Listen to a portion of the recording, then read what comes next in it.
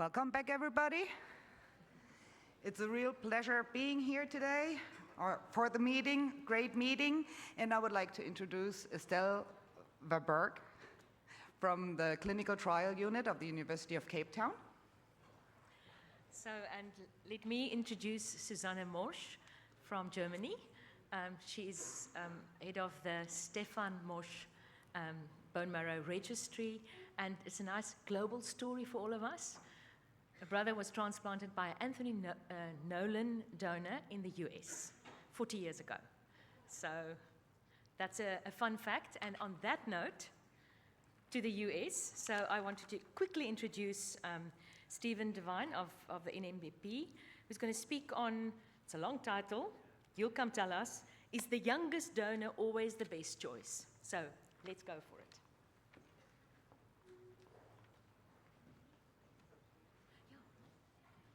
So thank you. Thank the organizers for the opportunity to give this talk on a novel statistical machine learning method to predict donor outcomes. So as background, we've talked a lot about this at this meeting.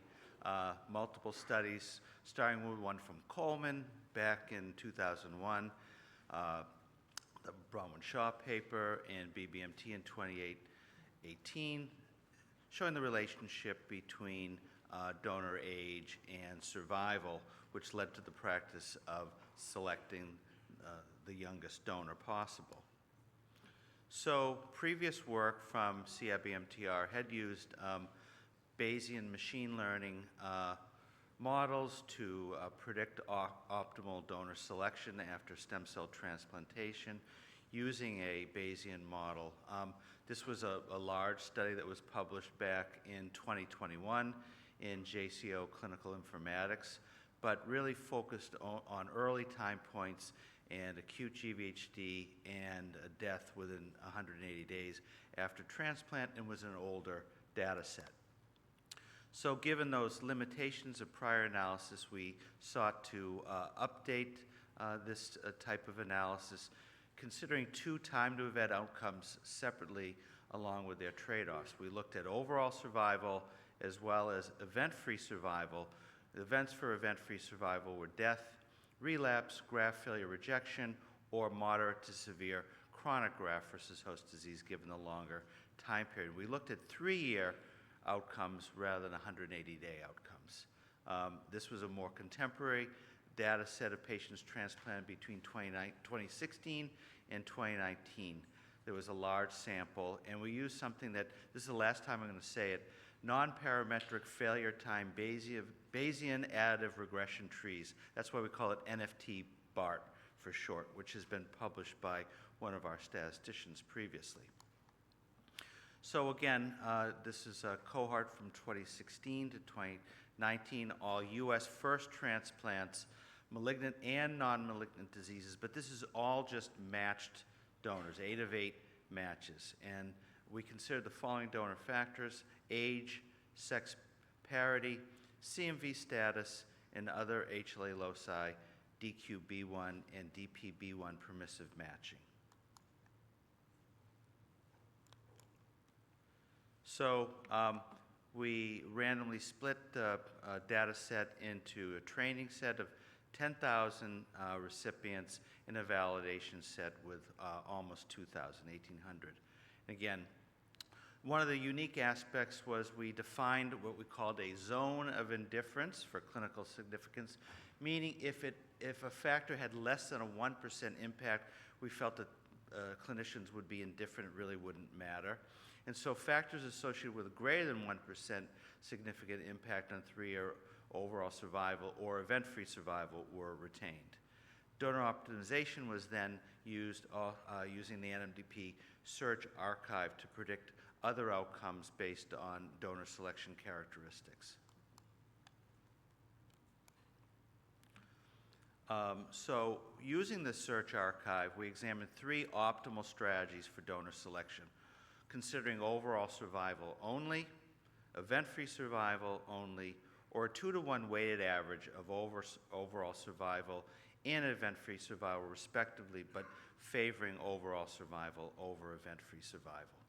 The predicted overall survival and event-free survival were calculated for each patient under all three optimal donor strategies, benchmarked by the actual donor used for the transplant. That is, better unless optimal donor was the actual donor.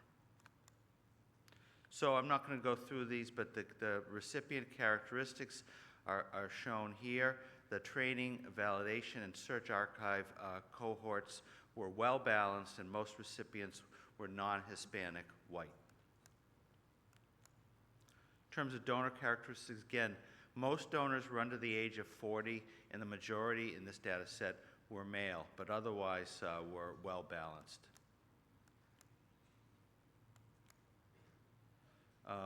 Most of these were peripheral blood transplants. As you can see here, the diseases were mainly hematological malignancies with a variety of disease stages. One thing to note for GVHD prophylaxis is that PTCy-based GVHD prevention was used in only 11% of the recipients in this data set. So that's something I think that's important to note. So here are the results. Donor parity, CMV status, HLA-DQB1, and DPB1 permissive matching were not associated with a greater than 1% improvement in overall survival or event-free survival at 3 years. Only donor age and sex had clinically important impacts on outcomes and were considered for the donor optimization portion of this study. So in terms of the donor age impact, donor age is more important for overall survival than event-free survival, and generally younger donors 18 to 30 are optimal. In terms of the donor sex impacts, there was very little, if any, impact on overall survival. That was a question that was asked earlier today. But a strong impact was shown in sex on event-free survival with a preference for male donors. I'll show you the data in a second. So in this waterfall plot just demonstrates the predicted overall survival differences. Again, these are all relative to an 18-year-old donor. So what happens if the donor for each of these patients were of a certain age group? And you can see the zone of indifference there that's bracketed. And you can see the dark blue line, the donors who are age 30. So anywhere between age 18, 21, 24, 27, and 30, the overall survival predicted falls below the zone of indifference, suggesting that donors between the age of 18 and 30 have about the same impact on overall survival. In terms of event-free survival, again, age didn't have much of an impact until you got to the much older donors, but again, the majority of the donors in this data set fell within the zone of indifference. So compared to the donors aged 21 to 32, an 18-year-old donor choice produces benefits that are negligible and fall within the zone of indifference. And again, the donor sex had no impact on overall survival. Every predicted outcome was within the zone of indifference for overall survival. Looking at event-free survival, which again incorporated the risk of graft rejection and chronic graft versus host disease, you can see there was a major impact of donor gender on event-free survival. This was mostly chronic graft versus host disease, favoring a male donor associated with improved event-free survival. Now, if you consider the trade-offs, so if you wanted to consider both event-free survival and overall survival in a model that weights overall survival twice as much as event-free survival, you have these four quadrants, which if you think about optimizing both, you would look in the right upper quadrant for both better overall survival prediction and better event-free survival prediction. Using this strategy, the majority of the time, you can see most of those dots are blue dots signifying male donors. So in 103 instances, a male donor would be preferred over a female donor. The female donor was preferred only 3 times. So in conclusion, this novel methodology, NFT-BART, was used to predict outcomes based on a variety of donor characteristics. We show that donor selection to optimize transplant outcomes can be improved by considering both overall survival and event-free survival via a weighting of 2 to 1. This weighted optimization strategy balances outcomes, prioritizing overall survival, while also allowing for consideration of event-free survival when overall survival is similar between potential donors. So translation, if you have two similarly aged donors, you might prefer then the male donor over the female donor. So the results support previous research showing that choosing among donors from age 18 to 30 results in a negligible improvement of outcomes, allowing for flexibility in donor selection. So I'd just like to acknowledge the CIBMTR statistical staff, the NMDP and CIBMTR bioinformatics and search strategy groups, our funding sources, and of course, the patients who gave informed consent for CIBMTR research. Thank you very much.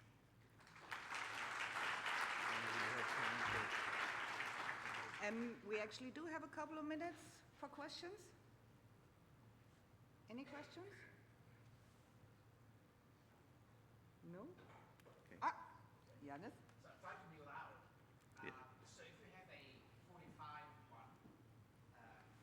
years old donor, and another one who's 55, would that make a difference then? And would you distinguish? Would you recommend having like 10 years blocks for the selection? Yeah, so again, this is a prediction model which was trained and validated on the data set that we have, which, majority of the donors were under the age of 40. There were very few over the age of 40. So I think you'd predict those would probably be associated with worse outcomes. And so in terms of the issue of whether 10 years difference over a certain age would matter, it's hard to say using this model. All we could say is that between 18 and 30, it didn't seem to make much difference. So don't obsess over trying to find that 21-year-old available donor if a 26-year-old donor is ready and available. I think that's, in the back. Thanks, Rob Denby from Nolan. Can I just ask if the effect of donor sex was the same size, depending on the recipient, if they were male or female? Yes. So this is a predictive model. So it didn't consider we didn't consider individual patient scenarios.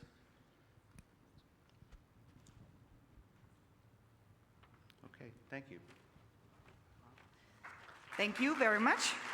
And in case anything pops up later, memorize the faces, remember the titles. There's posters out there, and you will see them around, so there's always a time to ask a question.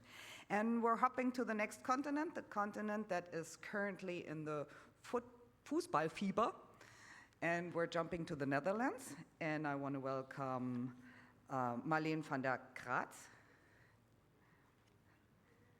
from Stitching Matches. You're the quality advisor. And the floor is yours. Yeah, perfect. Can I give this to you? I have another one. Thank you. Hi, everyone. My name is Marleen van der Kraats, and I work for the Matches Foundations for about a little over a year now. And I work as a quality assurance officer, as you can see on the screen.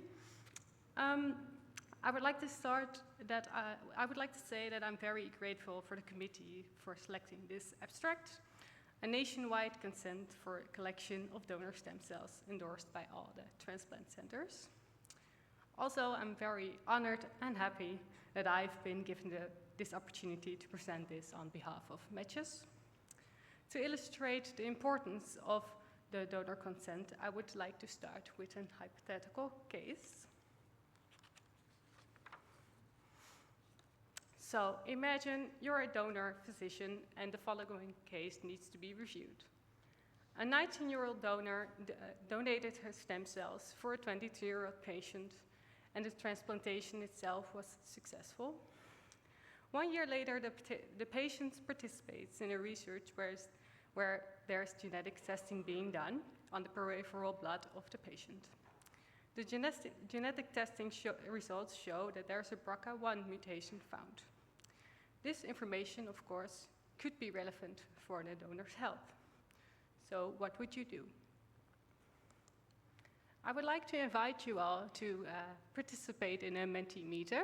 So you can either go to the website menti.com and insert the code on the screen, or you can scan the QR code. So now that we've reviewed the case, would you inform the donor about this information? So, I hope it works.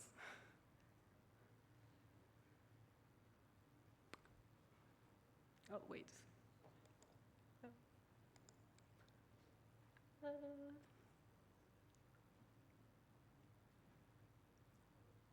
Have you voted yet? Or it does, yeah? No? Doesn't work? All right. It doesn't work. Well, that's unfortunate, but maybe we can do it a more conventional way then. Traditional way. Oh, and now we don't have anything. Well, that's great.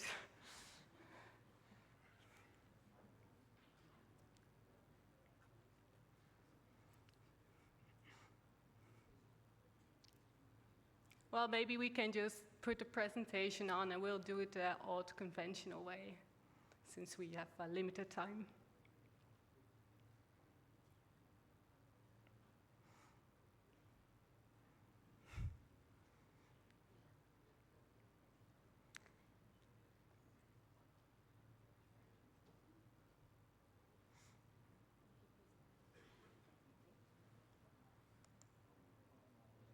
No, nothing will happen. Do you need assistance from my part? No? All right. Well, I thought I was being modern, but now we just do it the traditional way then.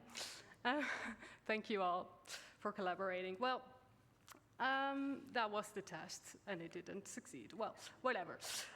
Well, in case you did inform the donor, let's see what would happen. The mother of the donor calls your donor registry and tells you that the given information has caused a lot of stress and anxiety for the donor and, of course, her family. This newfound information has decreased the donor's ability to obtain life insurance and is not sure anymore if she would be able to buy a house. The donor was not made aware and did not give consent for this information to be shared with her, and she wants to file a complaint. So what if you did not inform the donor about this? So the donor was not informed about this potential relevant information. It's been 10 years since the donation, and your registry is doing the 10-year follow-up. With this donor, there were no previous issues, and the patient also made a full recovery. The donor states that she's recently been diagnosed with stage 4 breast cancer, with unfortunately no curative options. With the genetic testing that has been done, the donor found out that she's BRCA1 positive. She asked if the patient should be made aware of this. Well, what this case illustrates is that without a mention of this matter in a consent, it can result in a difficult dilemma. That's something to think about.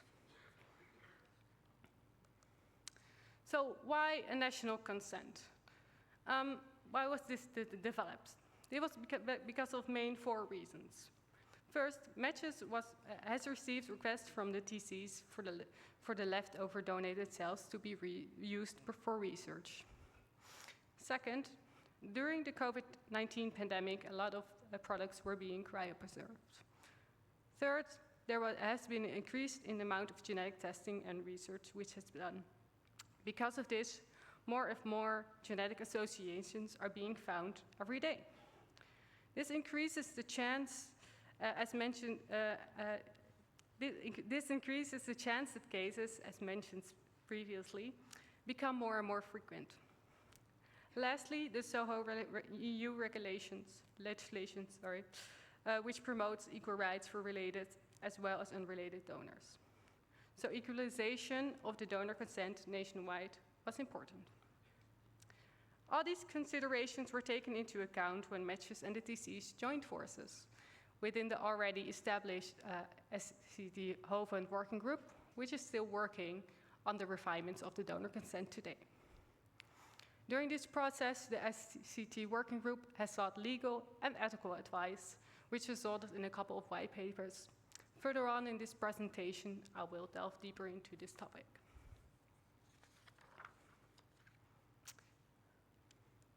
So what now? Together with the SCT working group, the group have reached a consensus about the consent. The working group worked together and created one single template of the donor consent, which was in which different sections apply for the related and unrelated donor. The big difference between them are the privacy-related statements. The SCT working group donor committee is in charge of document control, so keeping the consent up to date for all parties, may any changes be needed or been requested. Matches is in charge of or has already developed donor information, which is given to the donor in, for example, brochures and videos.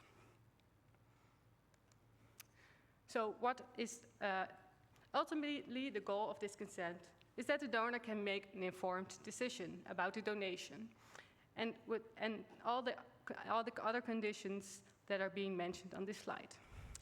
So the donor needs to be aware of course, the conditions and risks of the procedure, of course, the voluntary nature of the donation, the purpose of the donated cells, the consent for other purposes, such as research or cryopreservation, and also the donor needs to be aware of when to be informed in case of relevant findings.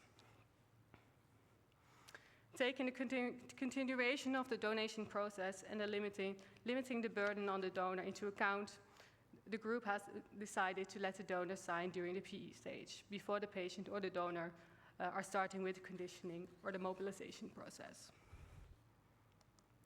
As I mentioned earlier, during the development of this consent, some legal and ethical considerations need to be taken into account. First, the GDPR, the EU General Data Protection Regulation, states that donors must give permission for the processing of medical information for research purposes. The consequence of this regulation was that it makes the gift of the donor conditional, since his personal data are still attached to the product. The patient takes over the ownership of the cells after transplantation and therefore can give consent to participate in research when donor material might be tested. The working group has considered this and has sought legal advice, which has resulted in a white paper stating that the patient's ownership cannot be jeopardized by the donor's GDPR rights. Second, the WMO, the Dutch Act on Scientific Research, with human beings, needed to be taken into account as well. This act states that the donor must give permission for the usage of additional donated material and give permission for other purposes of donation, such as cryopreservation. Also, there is an ethical dilemma that arises.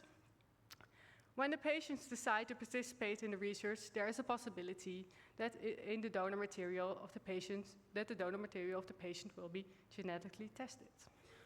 This can result in genetic findings which might be relevant for the donor and their family's health.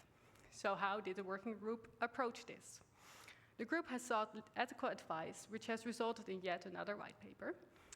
Eventually, the donor must have a choice to be informed about potential findings in his genetic material. The working group has made a distinction between that the donor always wants to be informed about findings, or that the donor only wants to be informed when it's relevant and in case of potential preventable findings. In case this issue arises, Matches will consult a geneticist to determine the relevance of these findings. So what is in the actual donor consent? So first, there are some general rules of the donation, where topics such as the voluntary nature and cryopreservation are being laid down. Second, there are different sections for the consent for the type of procedure. Third, research. the residual material, donation of extra material, or usage of cell for treatment for another patient.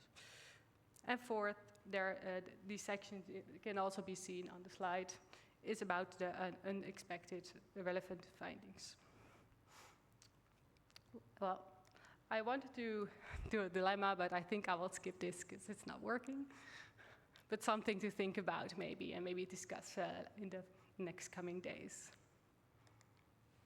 So what now? So what's next? As of now, this consent is being used for all Dutch donors, related and unrelated. This consent can maybe serve as a global example on how donors worldwide can be approached for their consent. Maybe this presentation can create an initiative on seeking collaboration and working together towards a global consent. The development of the global consent is continuous work in progress within this ever-changing work field. I would like to invite you all to think about how we can start the evaluation of the donor consent process and start making improvements together for all of our donors. Perhaps as an aspirational goal, this consent or donor consent can be included in standards. That concludes my presentation. I would like to acknowledge Jaap Dijkman, Mirjam Vechter, Jurike Konijnenveld-Peters, and their TC for their hard work and the realization of this consent. Thank you.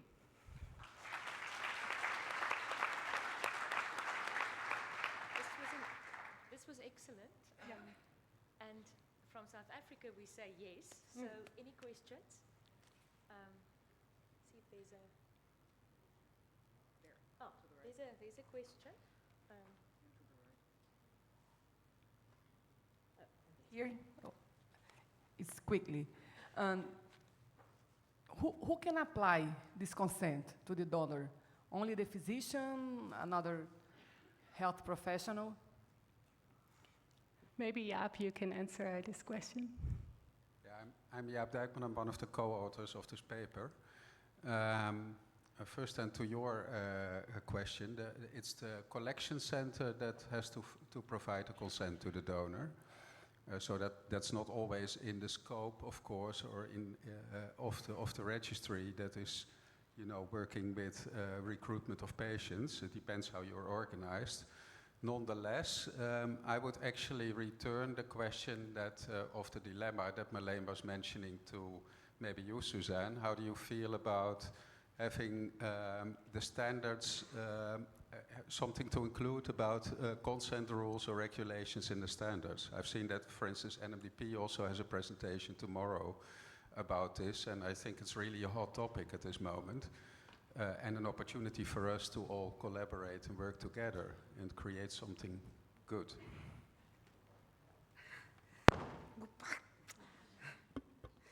That's actually a topic that I'm really passionate about. And we just had the same talk or the same discussion just a couple of weeks ago at the ZKRD meeting, at our annual meeting in Germany. And I really think that we're asking more and more and more of the donor. And now there's another level. I mean, especially since mostly it's young 18-year-old boys, let's say boys, because some of them, or many of them really still are boys. And we're asking them something like that, do you want to know? Yeah, they will want to know. But they have absolutely no clue of what comes afterwards and what impact it's going to have. So we're really putting them in a situation that's causing even more stress and more pressure. And I really do not feel well thinking about that. That's not what they signed up for. That's not what they signed up for. And we're really, I mean, that's something for the whole community that I can always only say, please keep the donor in mind. And really, it's lots of pressure. We have to have something in place to say, to protect them. And I don't think that we're really protecting them when we're just putting it out like that without a really broad perspective on what's happening. And that again, the donor centers can almost not fulfill those tasks anymore, to really cover all those aspects. We're talking about genetic diagnostics. That alone is a huge concept. But do I hear you saying then that you shouldn't inform the donor about, suppose there's a genetic finding that may impact the donor or his offspring. Are you saying that you shouldn't inform the donor of that? At the moment, with the situation we're having right now, I would probably not want to inform the donor, yeah. Because the simple point is I've had colleagues that had to go through genetic testing, and there was an impact on the whole family. And they actually, and that was just first-hand experience, they said, I wish I had not known. I'm constantly thinking about what's going to happen, is it going to come, is it going to come? So, but that, I think it's just too new to do a finalized answer, but right now, just the gut feeling, I think to just push it now would be too much. If it has to be a long process working on it to find an optimal solution. Thank you. I don't think there's more. I do think it's a very important topic and definitely goes different directions. So, and as a clinician, I would also want to be part of such a discussion. So, let's just see our next, the UK, James Robinson. Modeling an international donor recruitment strategy in a collaborative pilot study between the UK and an Indian donor centre. Is there a controller? Hi, I'm James Robinson from the Anthony Nolan, and I'm going to talk to you about a recent project we've been working on, looking at the use of international donors for finding matches for patients. We're all aware the need to find donors. We're all aware that for many years we've been using international donors. We decided to look a bit more into this, maybe how we could target donors a little bit more to try and improve the chance of finding a match. So I'd just like to acknowledge some of the other co-authors on the project who are listed, who are from DATRI and the Anthony Nolan. So we know when we have to do a match, finding a match, we look at the HLA, and we know that the variation in the HLA happens at both the sequence level, but also importantly at the haplotype and phenotype level. So it's not just differences at the genes, it's the differences in the combinations of the genes that those represent. We know that that diversity and variation is linked with the race, the ethnicity, the ancestry of individuals, and also their geographical distribution. Hence why we tend to look for international donors when we have populations in countries which originally have ancestors in other parts of the world. The UK has had a changing population over many centuries, and at the current time, we can quite happily say that the Anthony Nolan Register has donors from many different ethnicities. If we look at information from our 2021 census, we can see that the donor registry is broadly representative of the different groups we have. I say broadly, some groups are slightly overrepresented, others are underrepresented. But the numbers from the different groups can vary significantly. What we also know from the work we do within the bioinformatics team, where we model the types of phenotypes, so the combinations of haplotypes within our donors, is the distribution of these phenotypes can vary widely. We know, for instance, that looking at the Anthony Nolan Register, around 40% of the individuals have a unique HLA type, what we call singletons. So for all of those donors you're adding, a large proportion may be unique. They're the only person with that type. We also know at the other end, we have a very small percentage of donors who have the same type, and there may be thousands of them. So actually, when you're adding those individuals to the register, whilst it's important to add them, the chances of them being selected is tiny because they have such a common phenotype. When we look at some representative groups within the UK and the distributions of those aforementioned groups in there, it's really quite striking that the Binwees, or British, Irish, Northwest Europeans, you can see what a range of phenotypes we have there and the different distributions of them. We have a proportion of those really, really common ones, and we have a small proportion of the singletons compared to the other groups. It's striking looking at both the Indian, African, Caribbean, and African groups that if we were to recruit, say, a random 100 individuals, how many of those would be singletons? So you're adding them to the register, but they're essentially unique. So thinking ahead, how many would you have to add if you're looking for particular donors? It is a challenge. So how can we address that challenge? Well, we know it's not just a matter of numbers. Some people would say, well, actually, you're looking at small populations within the UK. Just recruit more and more people. You'll eventually get there. The truth is you won't. And it doesn't matter which population you look at, there will always be unique individuals within that population. And so the curves that you can see on the graph show that as you increase the number of individuals from the population, so effectively you have all individuals from that particular cohort in the UK on your register, you never get to 100%. For some of the groups, those curves are a lot shallower. They take a lot longer to rise because within those groups, we find that the variation and diversity of their HLA types is far larger. They have far more different alleles in there. They have far more different combinations of alleles forming the haplotypes, but it becomes harder to find a match.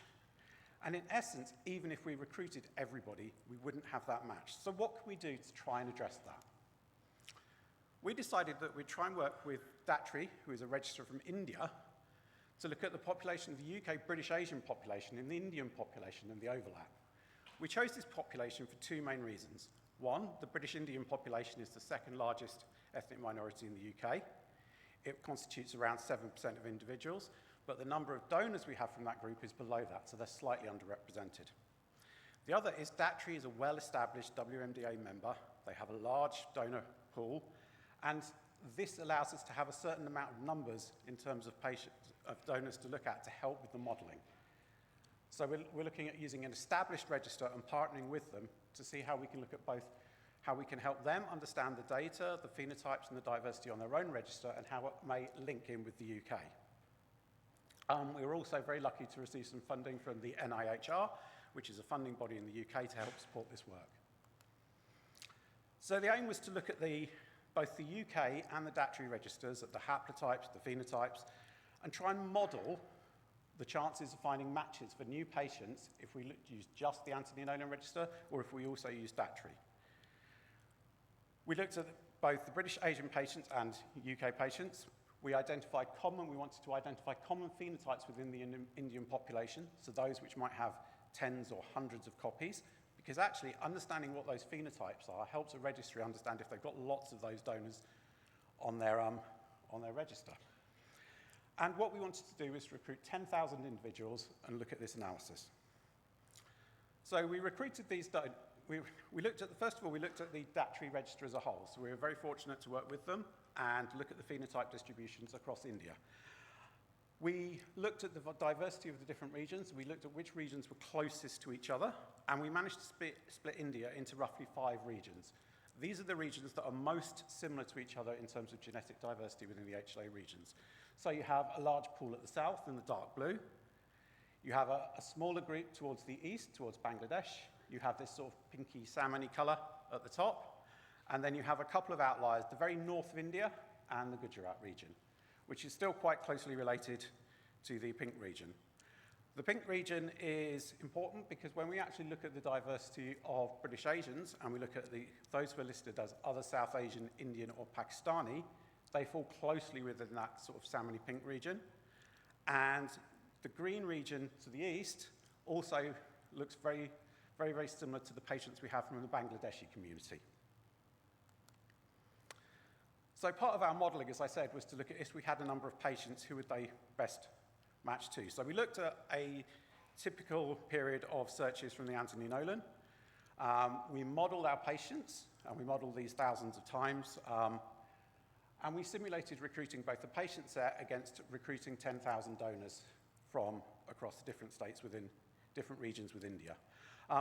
The patient breakdown is also shown because whilst 86% of our patients are generally of white British Irish descent, as I said, similar to the demographics of the UK, 7% of them are from a South Asian origin. But we also factored into this that not all patient matches are essentially of the same impact. Going back to those charts I showed earlier, if you're finding a match to somebody who's already got 1,000 donors, how much of an impact is that extra donor adding? Whereas if you're adding a donor who is the only person that patient can turn to, that's obviously really, really impactful. Similarly, if you've only got one or two donors, adding a third or a fourth or a fifth potentially has a huge impact if those initial donors aren't available, or there's another factor like CMV that may impact on your decision. So we wanted to weight the relevance of each match in favour of, first of all, finding a novel match, and then as you went through to those with a low number, all the way through to those really common ones. And we rescored all our modelling to take this into account. What this showed us is that orange region is most closely related to the UK British Asian population. And so if you are looking for donors for a UK British Asian patient, rather than looking at DATRI as a whole, you're better off at looking at this region within the north of India. And that's also not entirely surprising when we look at the 10 most commonly spoken languages outside of English and Welsh within the UK. The 4 highlighted are all from India. If we look at the new donors that actually DATRI went on to recruit, so at this point I'd like to thank the team at DATRI who very enthusiastically went out and recruited 3,000 plus donors in the first year to allow us to do this from some of the regions we highlighted. They also brought in local expertise and knowledge that allowed us not just to model where we would go based on the statistical modelling, but actually what may be practical, something that sitting behind our desks in London we wouldn't necessarily be able to understand. So they brought in 3,000 donors very quickly, and we were able to look at them. And the first thing that strikes me looking at this waffle chart compared to the other is you're seeing a lower number of singletons already. You're seeing more common phenotypes being picked up. 60% of those phenotypes were new to the register, new to the DATRI register. Some of those, again, were new and they weren't singletons. And we also saw phenotypes that had previously been singletons being converted into more common phenotypes, just with the first 3,000 we recruited. Year 1 impact, when we look at actually have any of these patients been used, because it's all very well doing a theoretical study and modelling, but what we want to know is if we add any of these donors to the register, are they actually being selected for? Interestingly, we are already seeing local donations going ahead, so patients from within India itself are already benefiting from some of this analysis and suggesting areas to look in that may benefit India. And 2 at least have already gone on to donate. I know we've had some more since I updated these numbers as we move into the second year of our project. Interestingly, from the rest of the world, we are also seeing a number of patients being searched for against this new cohort, and this is the cohort only, not the cohort and DATRI as a whole. And Anthony Nolan, we're already seeing searches for patients within this area. And so, as a sort of first pass, we're already seeing that this 3,000 donors alone is actually potentially punching above its weight compared to sort of a 3,000 random sample of individuals, either just from the UK or just India as a whole. So what's next for this pilot? We're going to keep working. We're going to recruit up to 10,000 individuals and continue to refine our models to look at where best we can get the most return on our targeted recruitment of donors for different levels of patient. The bioinformatics team will continue to enhance their modelling. The DATRI team will continue their work in recruiting these donors. One of the questions we get asked is, so what else with this project? Well, we see this very much as a pilot. As I said at the beginning, we're all used to the thought of international recruitment, but rather than just looking at numbers, is there potentially a way we can more intelligently think about partnerships with other registries to try and support our own patients and, importantly, the patients within the countries where they're being recruited. And with that, I'll just share a picture of the team at Anthony Nolan and the team at DATRI who have worked with us on this project. Thank you for your time.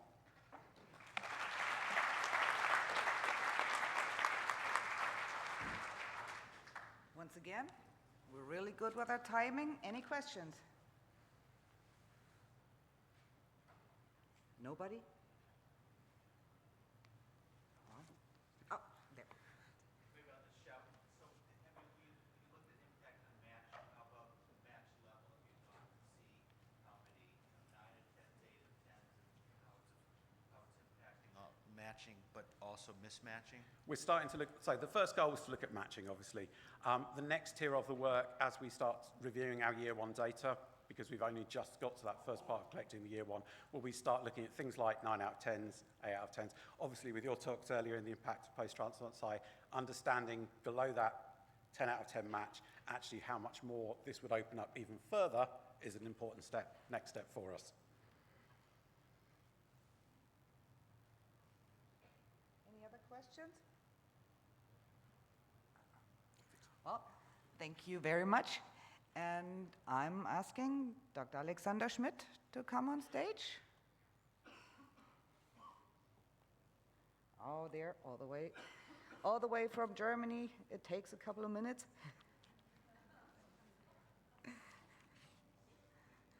Oh, I think you've missed. Oh, that was not on my list. Okay. I'm sorry. Yeah, so Okay, sorry. Um, But we'll just switch that around real quick. Is that Well, okay? I think perhaps, let's just see. Our next speaker is actually, I can't pronounce this. Gao Ying Bao. So if you are ready, you can also come up. Yeah. Great, so, yeah, great. Very sorry that was not in my listing. Yeah.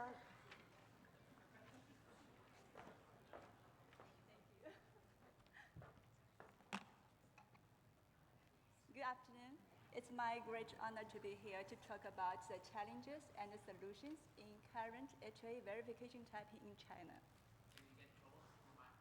Okay, is that right? So first, we begin with the organization of China Marrow Donor Program, also known as CMDP. Under the leadership of Red Cross Society of China, CMDP communicates with WMDA and its expert committee to provide services to patients in collaborations with HA typing laboratories, that is for registry donor typing and HA verification typing laboratory, and HAC collection centers, transplant centers, branch offices, and some other institutions. In 2005, there were 2 contracted HA verification typing laboratory in China, located in Beijing and Suzhou. In 2014, 4 additional verification typing labs were added, covering the southern and northern China. And then in 2023, the number of verification typing labs increased to 12. And the red spots in the picture show the locations of the labs, such as Beijing, Suzhou, Zhejiang, and Shenzhen, and so on.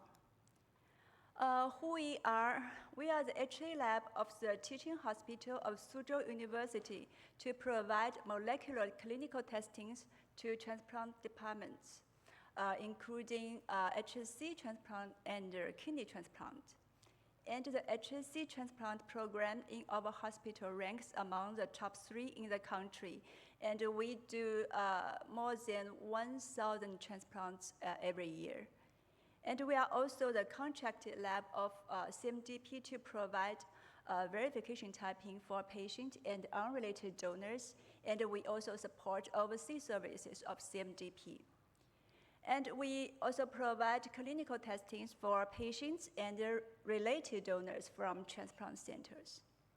And we have ASHA accreditation, ISO accreditation for clinical labs, and some other certifications in China. The HA typing performed in our laboratory consists of verification typing for patients and unrelated donors from CMDP, and also high-risk typing for patients and related donors from transplant centers. So around 8,000 to 10,000 tests were performed each year in our laboratory, and the majority of the samples, that is more than 80%, were tested by NGS after 2019. So the blue section in the picture, that is the HA verification typing for patients and the unrelated donors from CMDP were analyzed in the present study. A retrospective study spanning from 2013 to 2022 was analyzed. There were a total of 19,942 unrelated donors and their recipients underwent HA verification typing in our laboratory. And the patient samples came from more than 100 HSC transplant centers all over the country, while unrelated donor samples came from branch offices of all 31 provinces in mainland China.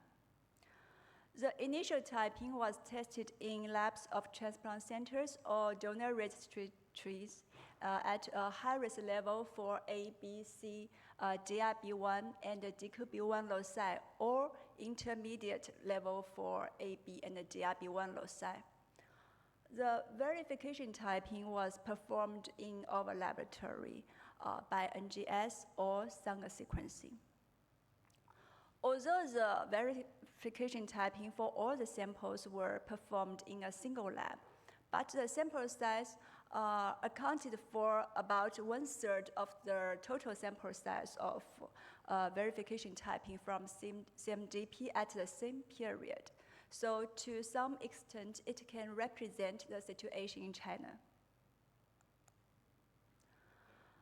Discrepancies between initial and verification typing emerged in 254 cases, that is more than 1.2%, including 130 patients and 124 unrelated donors.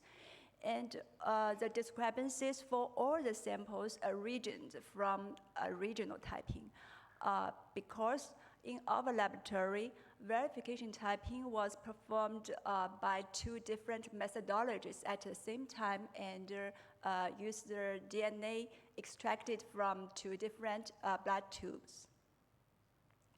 Inconsistencies for patient samples stem from several reasons. The first one is random errors, such as sample mix-up,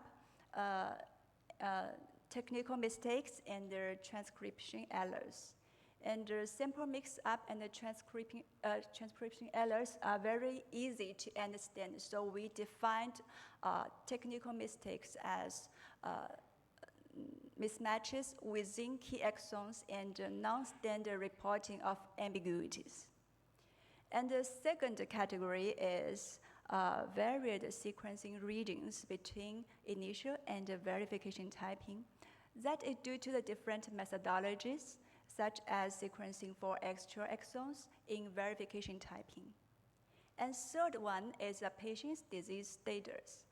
The typing results may not accurate if the patient had a high disease burden or HA loss before transplant. And the last one is secondary transplant. The discrepancies may caused by HA chimerism or HA loss after transplant. And the root causes for inconsistencies of patient samples included random errors and varied sequencing regions. So after 2020, pronounced increasing of discrepancies related to varied sequencing regions was observed for both patients and their unrelated donors. That is the yellow section in the picture. And actually the proportion reached 44% in patients and 74% in donors in 2021. And the data is not shown here. And concurrently, an upswing of patients requiring a second transplant heightens HA discrepancies. That is the green part in the picture. But conversely, it's worth noting that the discrepancies caused by random errors decreased after 2020. So what we did to improve? CMDP introduced management regulations and requirements for HA labs. They supported HA lab accreditation, standardized sample labeling and delivering, and built national network and information system, and there are enforcements of registry donor typing regulations and verification typing regulations.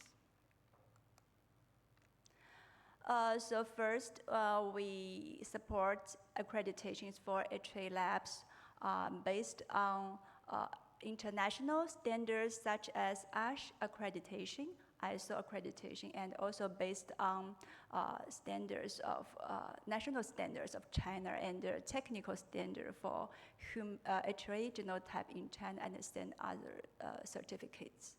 And our lab is the first one to be accredited by ASH in China in 2011.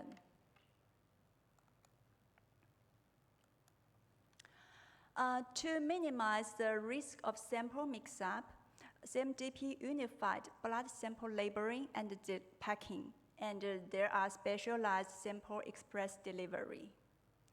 And they are also continuously updating network and information system to connect the communication among donor registries, HRA verification typing laboratories, HRC collection centers, and transplant centers to improve work efficiency and also achieve the function of trace to the source.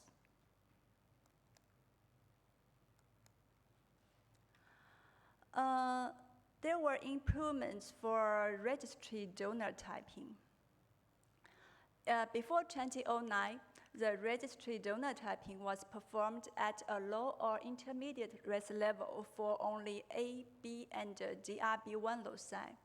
And then between 2009 to 2023, although high-risk typing for AB and DRB1 loci is acceptable, high-risk typing for extra C and DQB1 loci is strongly recommended.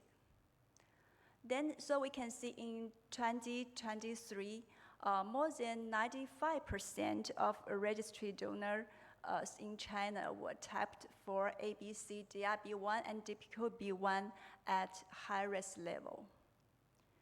Then for quality control, 2% of the registry donors were randomly repeated in quality control laboratory of CMDP. For verification typing, HRA typing for both transplant patients and unrelated donors using a new sample is verified prior to final donor selection in CMDP's contracted verification typing laboratories by NGS or Sanger sequencing. At a high-risk level for at least ABC, DRB1 and DQB1 loci, and in our laboratory also report extra loci such as DPB1, DPA1, DQA1, and DRB345. And the contracted verification typing labs also need to provide urgent testings and also collaborate with CMDP to update CWD database in China.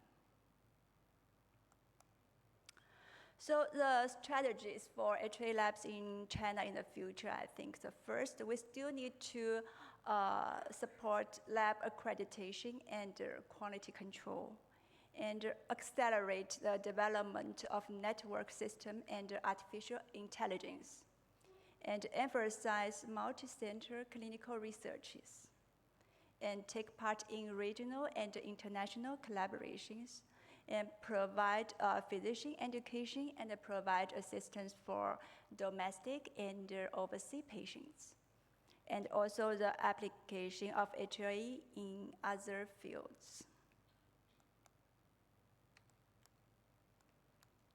So thank you. And this is a picture of Suzhou. It's a city in the eastern of China, and it's very traditional and also modern, and it's our hospital and the team of our HRA lab. So thank you for your attention.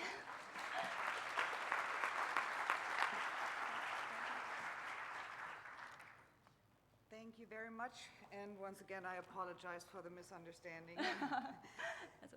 And are there any questions? Nobody? Then, thank you very much. And we're jumping back. We're jumping back to Europe now.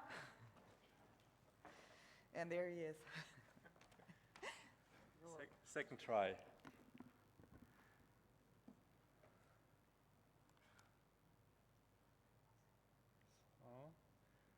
So, thank you, and thank you to the program committee for selecting this talk for oral presentation.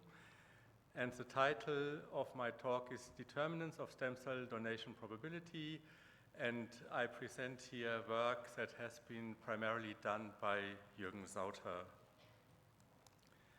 So what is the idea and what did we in this project? So we wanted to determine the annual donation probability for different donor groups based on actual donations from the years 21 to 23 and based on the group sizes. So it's a very, very simple approach. We just looked for each of these groups, how many donations took place in these 3 years and how large were the groups. And based on that, we can simply calculate the donation probability for that specific groups. We included 14,500 donations from Germany and 277 from Chile. Of course, I would have loved to present here data from South Africa, but our donations that we had so far in South Africa are simply not enough to make the analysis that I will present. We did not look into the reasons for non-donation. So if a donor was not requested at all, if he or she was not available, or was requested and available, but then was not collected because it was cancelled. So we did not look at that. We just looked at a very simple output parameter, donation, yes or no. We defined our donor groups as follows. So we looked at the age, and we took 9 groups for Germany and 3 age groups for Chile. We couldn't take more for Chile because there were not enough donations. You will see it later. Then we looked at the donor sex. We looked if CMV status was available or not available. And we looked at the genotype frequency, and we made, again, 9 groups for Germany and 3 for Chile, from very frequent to very rare genotype frequencies. So that led to 324 donor groups in Germany and 36 for Chile. We did not look at completeness of HLA information, so because we think that this is a discussion from 10 years ago, should you do C-typing for newly registered donors? So I think nowadays all the donors are at least for 4 loci high resolution typed, and more precision we couldn't find out with this model anyway. So I can jump directly to the results. So here you see the results for Germany. I think it requires a little bit of explanation what you can see here. So we have these 4 parameters, and we have 2 parameters with only 2 values, male, female, and known CMV status, unknown CMV status. Those parameters define the 4 large squares that you can see, and then within these large squares, you can see 81 small squares defined by the 9 age groups and by the 9 haplotype frequency groups. And the donation probability is color-coded from black, if there were no donations at all, to white, which you can see in the upper left square. And the range is from 0.01, or at least in fact 0, to 2.5%.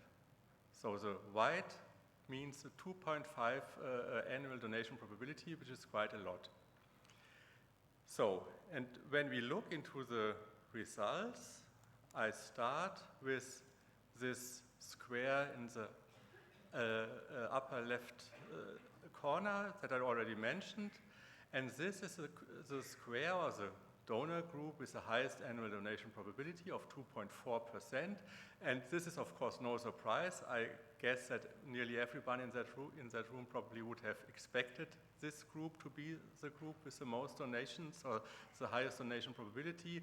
These are the 18 to 20-year-old male donors with known CMV status and a very frequent HLA genotype. So far it's not surprising, but I think the differences to the other groups are surprising. At least I was surprised when I saw it. And let's start with the next age group. That is male donors now 21 to 25 years. And you can see that from 21 to 25, this is only 1/4 of the donation probability of this 18 to 20-year group. If we go further with the age, 26 to 30 years, so these are still young donors, but the 80 to 20-year-old young male donors have a 12-fold higher annual donation probability in that group with the most frequent haplotype frequencies. I mean, that's very interesting because we heard today from Stephen Devine, who, he said that in the NMDP data, you don't see really an outcome difference in donors below 30, and that a donor that is 28 is as good as one in his early 20s, but obviously in practice, the decisions are made in another way. If you go further, 31 to 35, the factor now becomes 36. So now, again, to the 18 to 20-year-old donors, but now the CMV status is missing, that makes a factor of 5.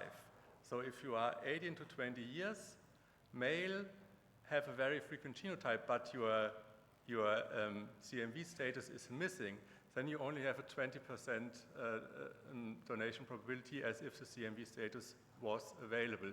I think that's very important, and that's maybe the key takeaway from the whole presentation, because that's easy. I mean, we learned a lot how complicated it is to deal with the young donors and the new generation, and how complicated recruitment of these donors may be. But this here is really easy. You must just invest a few dollars or euro or whatever currency for CMV typing at recruitment to increase the donation probability by a factor of 5.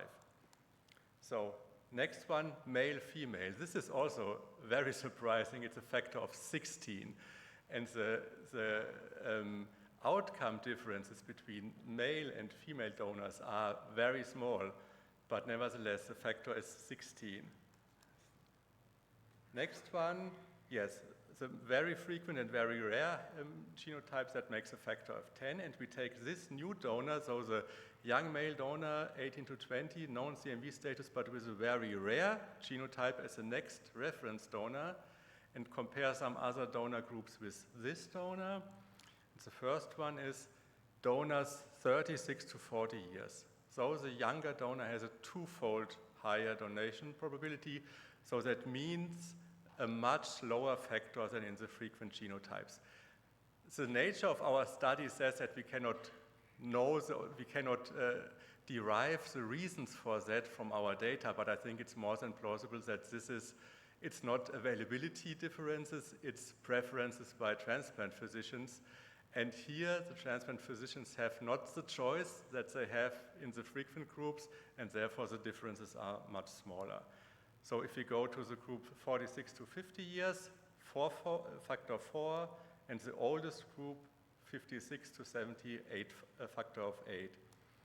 Here the difference, male, female, is only a factor of 2. And this is a little bit surprising.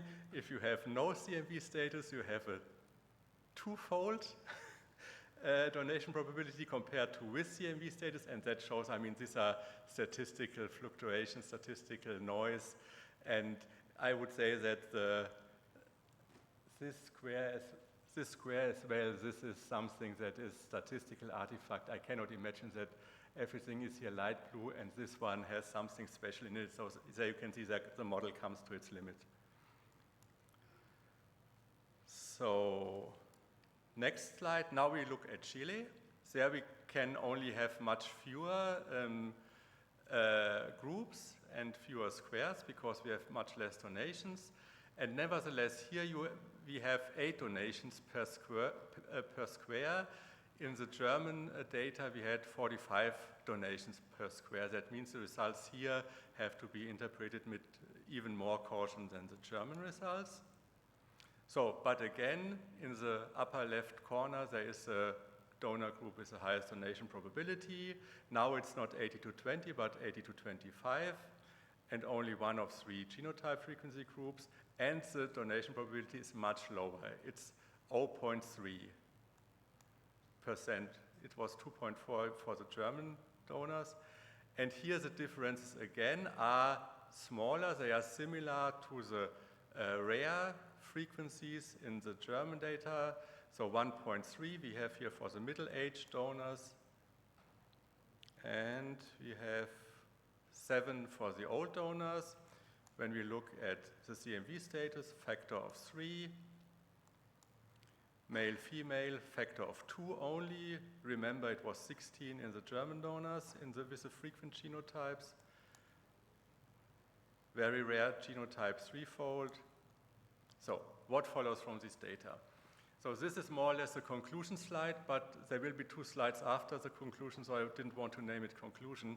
So the first thing is, this is a no-brainer and everybody does it, but nevertheless I wanted to write it down. Focus your donor recruitment efforts on young male donors. This is important, this makes sense. It's less important in populations with low donors, with few donors so far. So in Chile, it's not so important to go for the young male donors as it is in Germany. And I'm sure in South Africa the same applies. So, as I said before, this is probably the most important takeaway from this presentation. If you're not already doing it, determine the CMV status of new donors at recruitment. We do it by swap. We have very good experiences. It works and it is easier for the process. It is less burden for the donor. So we have few donors where it doesn't work, we don't get a clear result, and we think the CMV status is so important that the donor comes automatically in a CMV retyping workflow, and we send the donor new buccal swabs and ask him to provide another sample so we can repeat the CMV testing. So another interesting question is the question of upper age limit for donor recruitment. And do our results provide guidance on the question what the appropriate upper age limit for donor recruitment is? And the quick answer is no. And the answer is no because I think there is one very good argument for both, for a high and a low upper age limit. And the argument for a low upper age limit is that it's very obvious from our data, but also before, that donors older than 30 years, they will not generate a positive contribution margin. So everybody needs to deal with limited resources, and if a donor center or donor registry comes to the conclusion that they can use their financial resources in an other better way, this is a total valid and strong argument, and there's not much that you can say against it. On the other side, you see in our data that the donation probability differences by age, they get small when you go into the rare genotypes, and these are exactly the difficult donor searches. And that shows that the older donors, they play an important role then when it gets difficult. So when we have a donor, a 45-year-old lady in the CT or workup, our case managers know that this is a very precious donor because it must be a difficult donor search, otherwise this donor would never have been requested. So I think this is also a very strong and valid argument. So at the end of the day, there is no right or wrong in that question. Each organization must make its own decisions based on its specific circumstances. I want to stay for 2 more slides in the question of the role of older donors. So first, this is a very new paper that Stephen Devine also included in his presentation today. And especially the key points are very interesting, and I just try to read them. One allele mismatch does not influence unrelated donor transplant outcomes using PTSI. So this paper says with PTSI, one mismatch has no negative outcome. And the second one is even more relevant in our context here. Donor age younger than 30 versus older than 30 should supersede 10 of 10 versus 9 of 10 HLA matching in the selection of unrelated donors for HSLT with PTSI. So this is, of course, very spectacular and would have far-reaching impact on the donor registries. So when you look at our nice squares, what would happen? So if this view prevails, then hardly no donor older than 30 would donate, because that there is a fully matching donor older 30 and not even a single mismatched donor below 30. That will be very, very few cases. So then it is probably, yes, it could be a game changer, and then it would be appropriate to say, Now you have to admit when it really does, then it really doesn't make sense anymore to recruit older donors. And my reply would be possibly, but maybe it still does some good. And this is my final slide. And this is a teaser for the poster by Jürgen Sauter, titled Donor Availability at CT, the Parental Factor. And what we did here is we looked at associations between parents registered as stem cell donors and the CT availability of their children. The data are preliminary, but I would say they are quite interesting. And maybe the future of the older donors in the donor centers or donor registries is not to really donate, but to act as role models for their 80 to 20-year-old children. And that's it. Thanks a lot for your attention.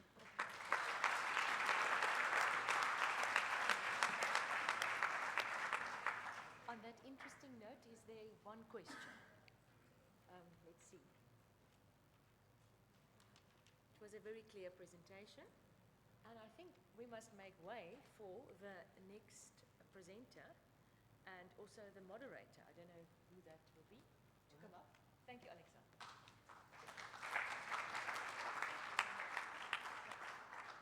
Time fast to go.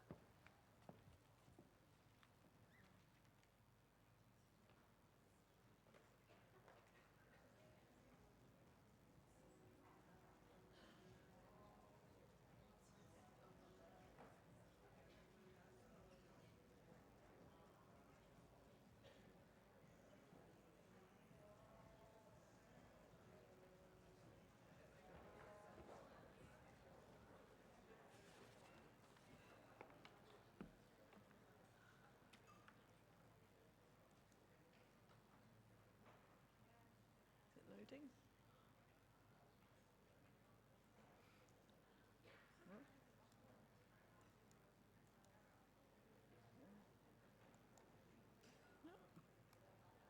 Not working.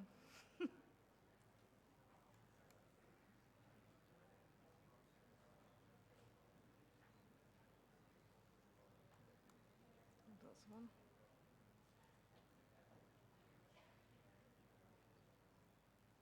No?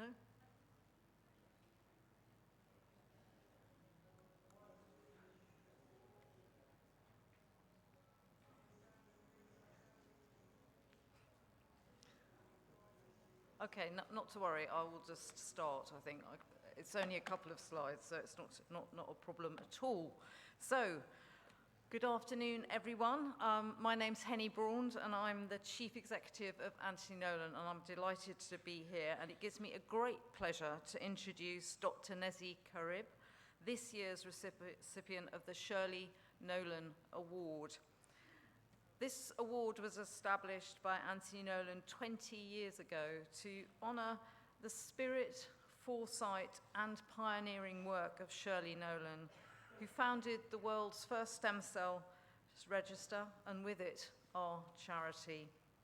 And in this, our 50th year, I can't imagine a more worthy recipient than Nezi. A man who, like Shirley, has dedicated his life to the pursuit of knowledge, the pushing of boundaries, and the encouragement of others. Nezi's background in clinical medicine, particularly in stem cell transplantation and immunogenetics research, has informed his work in high-resolution tissue typing, work that has made the process of matching donors and recipients infinitely more accurate and created infinitely better outcomes for patients all over the world. His vital work illuminating the HLA class 1 intron sequences made HLA class 1 molecular typing possible, and in doing so opened up new opportunities for the entire field. Nezi demonstrated the immunogenetic significance of molecular mismatches and proved the rationale for needing high-resolution typing using in vitro functional assays. And his adoption of state-of-the-art sequencing technologies has helped make HLA typing quicker and more cost-effective than ever before. In addition to being a groundbreaking scientist, Nezi is a successful entrepreneur, a tireless researcher, and an inspiring educator. He is the founder and CEO of Histogenetics, a world-leading laboratory based in New York that provides HLA sequence-based typing for donor registries, pharmacogenomics, donor centers, cord blood typing, transplant centers, and HLA laboratories. Nezi is a champion, enabler, and friend of this global community. His work and support helps many registries to do what they do day in and day out, and his innovation has helped us all to improve our efficiency and effectiveness for patients. Nezi has supported the WMDA and its members from the very beginning, providing first-class laboratory services as well as financial sponsorship of the community. Together with his associate, Dr. Su Young, he helped found DATRI in 2009, which is now India's largest stem cell register with 550,000 potential lifesavers. Through Histogenetic, he supported DATRI with office space, software design, financial assistance, mentoring, and advice. Nezi is a charismatic lecturer and speaker with the ability to explain HLA and its significance to any audience, no matter their background. Generous with his time, knowledge, and resources, he empowers others in the field to do their best work and ultimately to help save the lives of more patients. These are just some of Dr. Nezi Karib's achievements: scientist extraordinaire, entrepreneur, researcher, and educator, not to mention being the best dressed man in HLA typing. He's an innovator, a supporter, and I'm personally delighted to say a friend. Nezi truly embodies the phrase, work hard, play hard. He's a wine connoisseur, a family man, well-traveled, multilingual. His zest for life knows no bounds. Put it this way, when he's in the room, you know it, and not least because you'll spot one of his famous orange ties.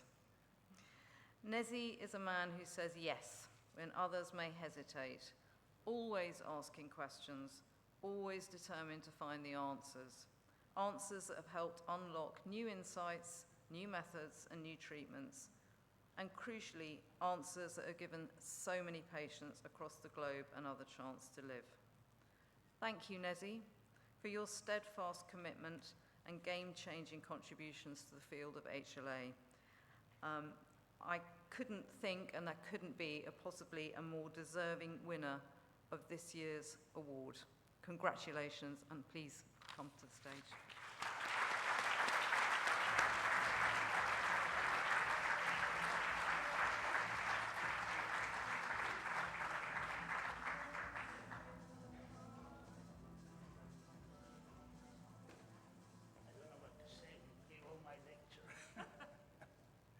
Yeah, thank you very much, Annie, for this very honorable and for me personal award.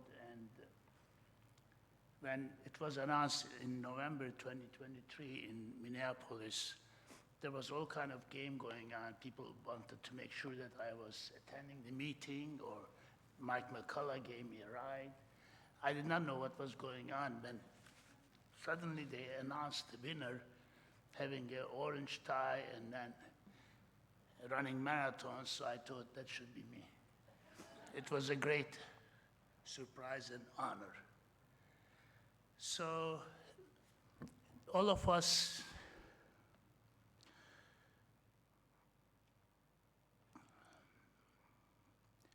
we work in this field with a personal story. So, oh, this one. The green one? I couldn't get it to work. It should be that green one. Try putting that one. No. Which one? With his? Okay.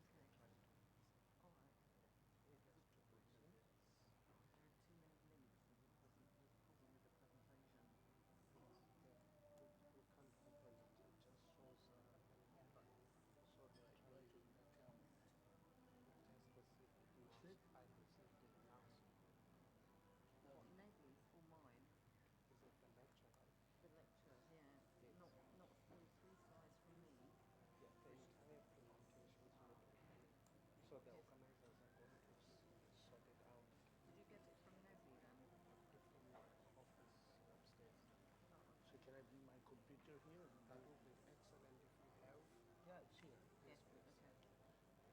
Okay, we have a technical issue. I'll bring my computer.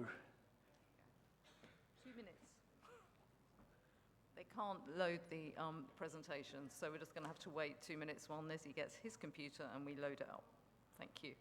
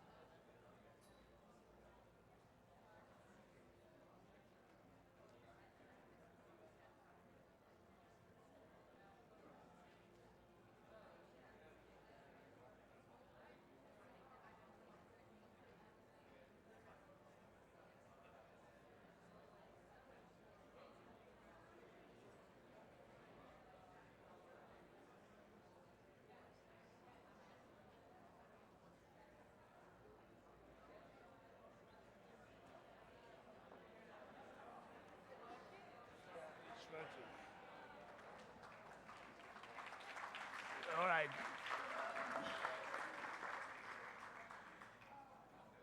So what I was saying is that we all of us have a personal story why we are in this field. And then in this, it's going this way, how do you? So now we are celebrating the 50th anniversary of Anthony Nolan Registry. And then,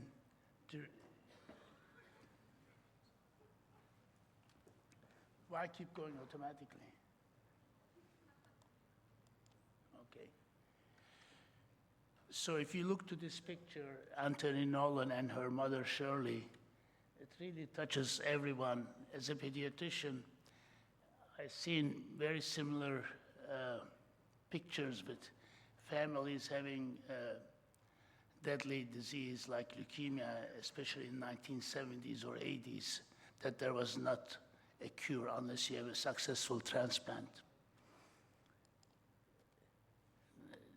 My first encounter with leukemia was also in the 6th year of medical school. Well, instead of memorizing books, we were just seeing patients. That was a new system in the university that I studied in Turkey. And the first week in hematology department, pediatric hematology, we saw a patient presenting with chloroma of the right eye. And that I did not know what to make out of it, but apparently it was a deadly presentation of the disease, and with the current available treatment methods at that time, there was no cure for it. And unfortunately, my senior told me that that patient will die maybe in 3-4 months. But he said there's a cure for it in America. It's bone marrow transplant in a limited success, providing cure to some people. We had similar cases in adult section and in other pediatric floor that I worked. And it became obvious to me I want to have a challenge in my life. And then since all these things are in America, I said I should focus to go to America and then learn how to do transplant and save people's life. And I came to Georgetown University in 1986, right after finishing my military service and public service in Turkey. I had to work 2 years in a village in Eastern Anatolia where I became a doctor for 20,000 people. Some villages did not have even road. So when I came to US, I was very lucky to meet very exceptionally generous and helpful people. My first mentor was Dr. Joe Bilanti. He was very famous those days as an educator in immunology, especially when they were just learning that there are not only lymphocyte, but lymphocyte could be classified as B lymphocyte and T lymphocyte. Those days, immunology mostly concerning antihumoral immunology, like IgM, IgG, IgA. So I joined his group, and I became part of a team that studied the IgA responses to a newly developed Pseudomonas vaccine. And I told them about my inspiration to do bone marrow transplant. And luckily around that time, Dr. Joachim Dieg, he just came from Seattle to Georgetown to establish a bone marrow transplant unit. Dr. Joachim Dieg made his fame in Seattle pushing the methotrexate cyclosporin regimen for prevention of chronic GVHD and acute GVHD. And then I just knocked his door. I said, I want to learn transplant. He said, okay. He gave me some papers, his studies and things, and then possible projects in the lab. As now and back then, transplant field always challenged with the tolerance induction, finding way to induce tolerance. He was interested in UV radiation. If you UV radiate a bone marrow product at a certain dosage, do not harm and not harm the stem cell, but eliminate the alloreactive T cells, probably you could reduce the GVHD. So my role in the lab was that to kind of identify those dosage level. And then we worked with Carl June at that time. He also just came from Seattle, and he was had a unique method to look to the intracellular calcium mobilization upon antigenic stimulation. And our preliminary work showed that UV radiation is kind of, you increase intracellular calcium and kind of paralyzes the cell's immune response. So my short stay there, I became a co-author of 2 papers, which is also generous of Joachim. So Joachim told me, you know, you can stay in the lab, but you're a clinician, you should go either pediatrics or internal medicine and then do your hem-onc residency and then go to BMT. And I followed his advice. I took a residency at SUNY Brooklyn. I became a pediatrician after 3 years. And I came to Brooklyn in a very challenging time. It was the AIDS pandemic. It was the highest rate of pediatric AIDS was in SUNY, in Kings County Hospital. And my second day in the ward, I stuck myself with a needle from an HIV patient. So that was a lucky start, and I was very worried, but nothing happened. So in 1990, I started my fellowship in Sloan Kettering in pediatric oncology department. And I already knew in Sloan Kettering that you do 1 year of clinical work and then they give you 2 years to do research in the area that you are interested in. I chose my research while I was doing my residency. At that time, Dr. Beau Dupont came to SUNY downstate to give a lecture about how single amino acid mismatch in HLA-B molecule could cause allograft rejection. It was very fine work, and I said, okay, I want to work with you when I finish my residency. It turned out that the real work was done in Dr. Yang's lab, so I end up in her lab. And basically, it was very neat work. At that time, there was only one B44, and it was B4403 was sequenced. So the only way they could distinguish was taking the protein and do isoelectric gel, and by differential charge, you can distinguish 2 B44. Serologically, they are identical. And that was the problem with serology typing. And then again, around the same time, in the 1990s, this paper came, this publication by BT from Seattle. In 1990s, that was the status. If you have genotypic match, that means that if you do serology between the siblings, most likely it's a genotypic match. But if you do matching between unrelated donors using serology, it is not genotypic match. So for that reason, 2 unrelated donors were like between 1 and 2 antigen mismatches in unrelated setting. So it was very clear that serology was not giving us a good matching tool. So at that time also NMDP started and for unrelated donor they started to do PCR SSO. Class 2 DRB1 genes, they had locus specific site in the end of the exons, and then those days the HLA genes were cloned by doing cDNA. So the sequence you get is the exon-based sequences. But this could not be done for class 1 because there was no locus-specific site in the exons. And Dr. Yang from her workshop and discussion with other investigators, she thought maybe we can find something in the introns.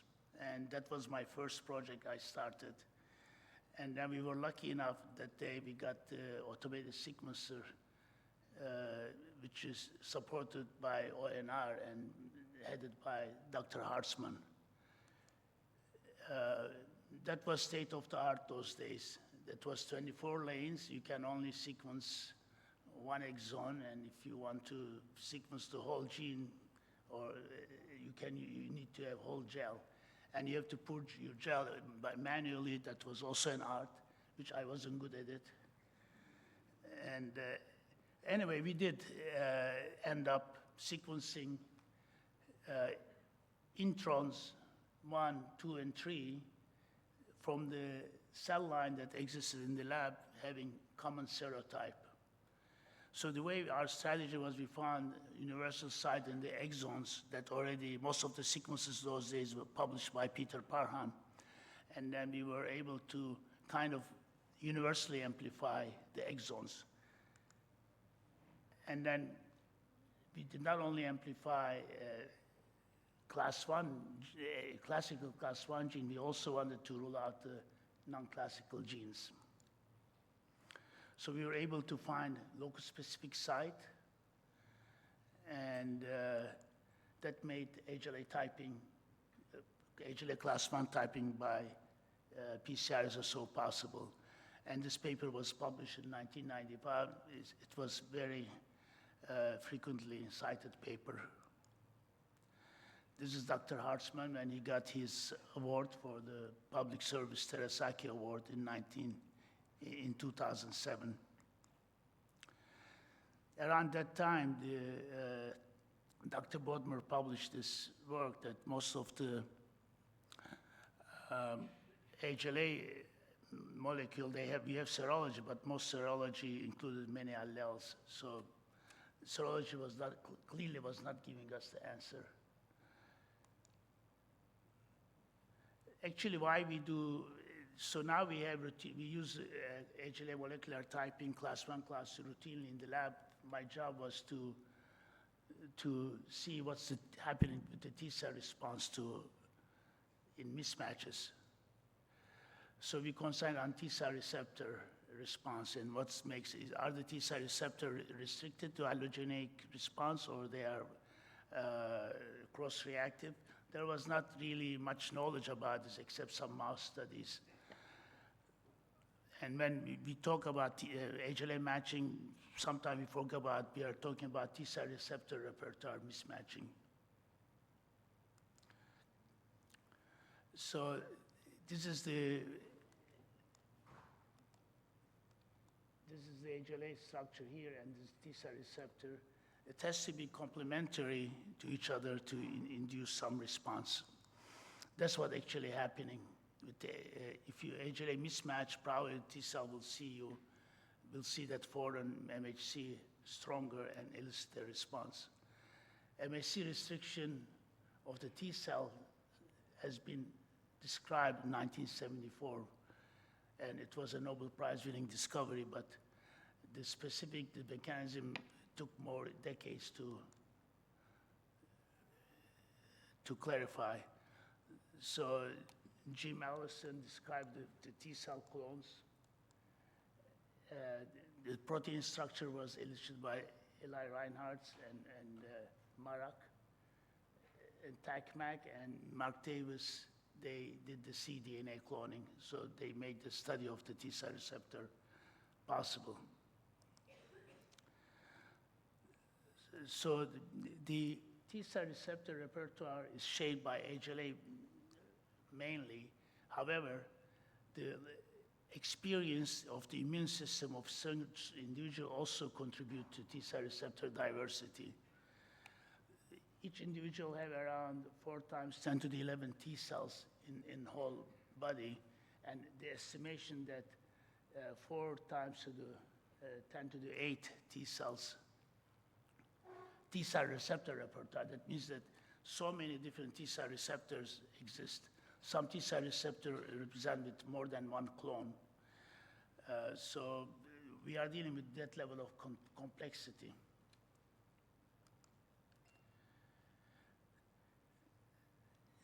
Antigen activation, first start with T-cell activation with antigen recognition. So you need to recognize that. You need to have a T-cell receptor to recognize that in order to activation.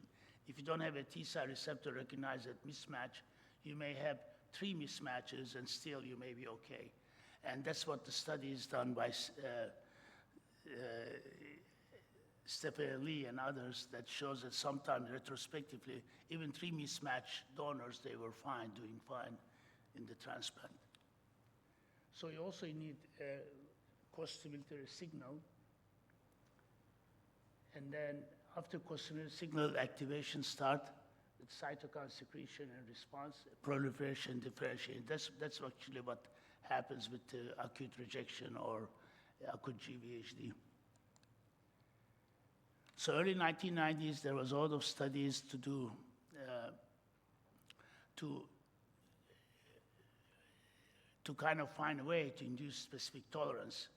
You give immunosuppression, you kind of attenuate all immune system, but that also has complication. Ron Schwartz came with a nice model in vitro, and then if you only stimulate the HLA molecule only stimulate the T cell, but doesn't have a secondary signals, so you can induce MHC-specific tolerance. So that became my project. So like here, you block step 2 and 3 and 4, you induce specific tolerance.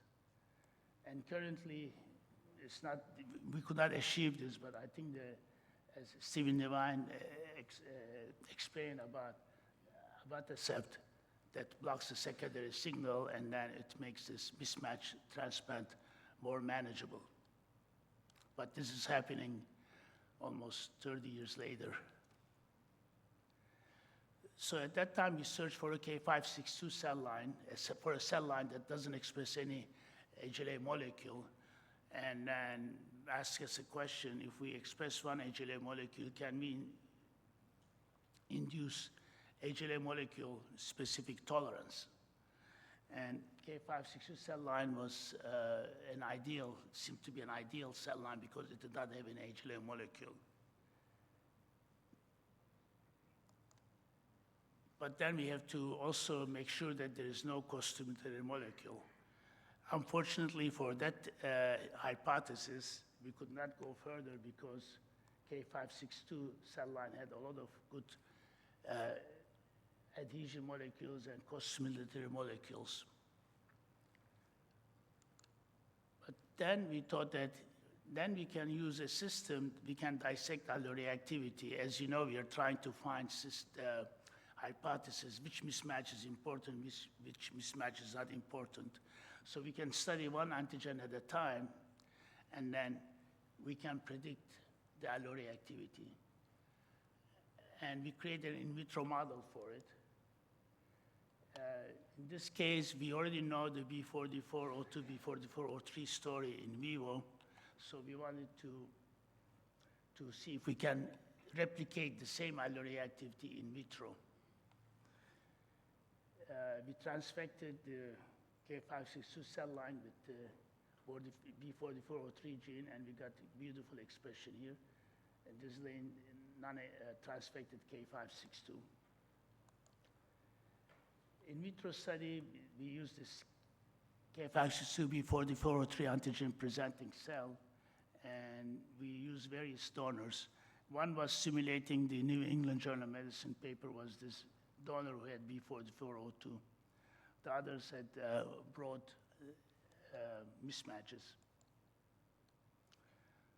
So what we saw is that the T cell line, the K562 transfectant B4403 was able to generate T cell line, and also the micro mismatch B4402 also was strongly showing alloreactive T cells.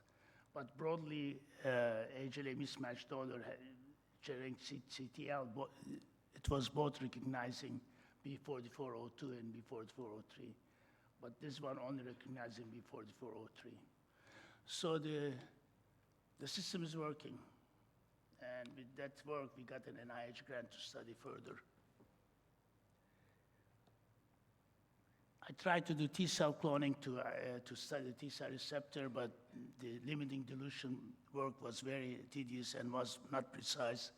Around those areas, there's a new technology came. You can sort single cell into a well, and you can do cloning that way.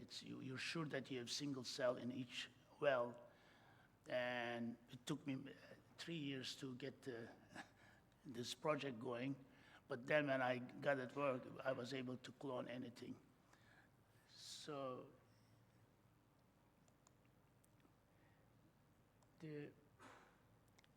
just in summary, from that CTL line, I was able to get close to 20 different clones.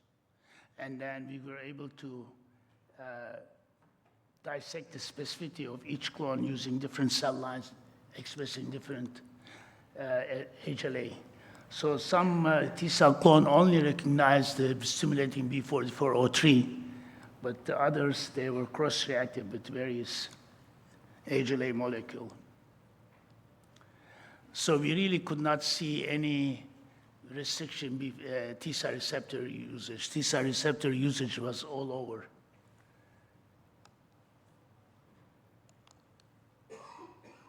So we had many B4403 reactive TCRs, and majority TCRs were cross-reactive. And this kind of work done by others later, and mid-2000, it was established that the MHC T-cell interaction is degenerative and very low affinity. That means that the same peptide MHC complex could be recognized by many different T-cell receptors, and vice versa, same T-cell receptor can recognize many different MHC peptide complexes. So that makes the idea that, okay, we can find which T-cell receptor is responsible is a moot point. So we also wanted to see, okay, are you going to do each B440302 mismatch case as a alloreactive kind of red signal? So my brother and me, we have same HLA type. I use the same system. I happen to have B4402. My T cells were able to respond very strongly to B4403, to one amino acid mismatch. And these are the T cell line that's generated, killing only B4403 specific cells. And no matter what I tried to do, how many stimulation I did, my brother's T cell, who has the same HLA as mine, I could not generate any CTLs. So T-cell MHC interaction is really very complex and dynamic and cannot be predicted. That's why I am very skeptical when people come, this mismatch is tolerable, this match is not intolerable. It's all in the context of TCR repertoire of the individual. So now I have a very good tool. I can clone anything. So we want to go back to this donor that was published in New England Journal of Medicine paper. And Dr. Nancy Kernan was the doctor of that patient, and she had in her liquid nitrogen around 5 million cells. So she gave me those cells, and I split them in three parts actually. We did the high-resolution typing already from BLCL. And then one part, I start to generate T-cell line using B4403, and the other part, I left it to do T-cell receptor studies. The long story short, we got 4 T-cell clones that recognize the B-cell line generated from the donor. Remember that the rejection was rejecting donor cells. So 3 T-cell clones turn out to be identical by doing the CDR3 region sequencing, and then all variable alpha and beta regions. And then I got, additionally, with my surprise, 3 other cell clones, they were recognizing the HLA-C mismatch. That was here. We had before the B locus mismatch and then C locus mismatch.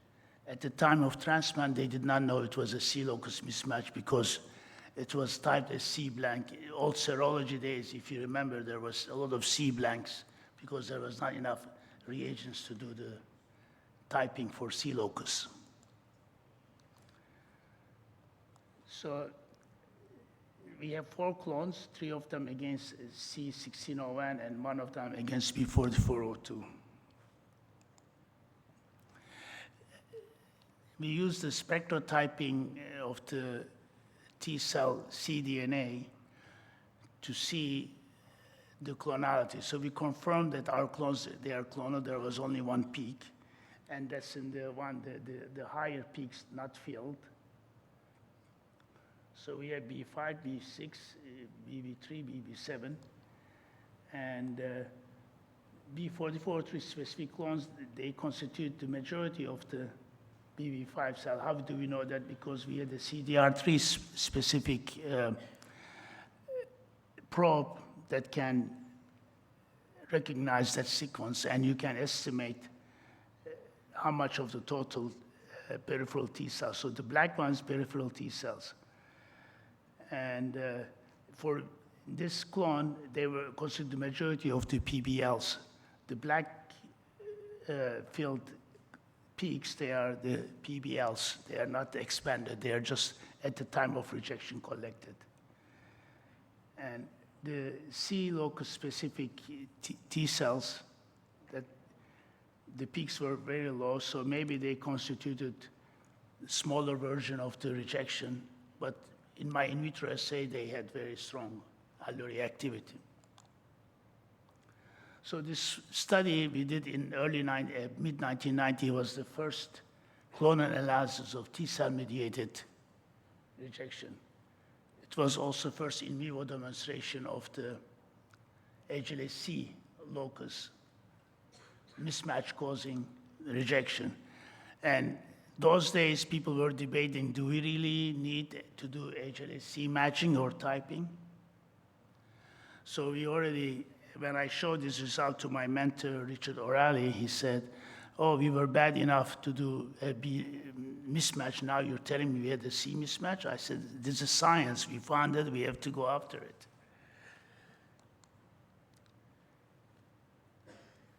Fast forward 2 years later, we found histogenetics, and our focus changed totally to do high throughput HLA typing. And right around that time, Human Genome Project was going full speed, and this instrument 3700 DNA analyzer was the workhorse for the Human Genome Project. So we adapted this technology immediately to our lab, and we applied to HLA typing.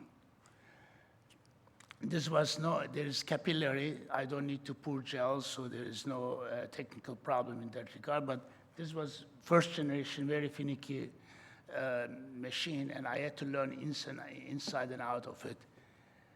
But regardless, we were able to provide sequence-based typing at a fast turnaround time, and it was really a game changer. The first usage of this instrument was an MDP started with Dr. Hartzman's encouragement, a project called Ultra Urgent Typing Strategies. And those days, it was taking average 6 months for a patient to get a transplant. Between the search, finding there was a lot of steps in that process was going slow. Our role was to bring the typing part of it to 5 days. And the average time for getting the typing at that time, high resolution typing, was taking 3 to 6 months sometime.